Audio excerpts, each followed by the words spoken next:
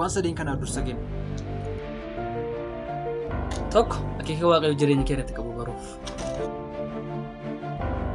Lama fedha waaqayyoof jiraachuuf tajaajiluuf. Sadii jireenya kee qulqullummaatti eeguuf. Gaggeessaa sadeen kanaaf dursa kennu. Tokko dubbii waaqayyoo. Lama afur qulqulluu. Sadii sammuu fayyaalessa. Waan sadeen kanarraa baradhu. Tokko macaafa qulqulluu. Lama seenaa waldaa kiristaanaa. Sadii tajaajiltootaaf amantoota dhugaarraa. Waan sadeen kanarraa of eegi. Tokko deddeebii jireenyaa akka waamicha kee wajjin hin deemneerra.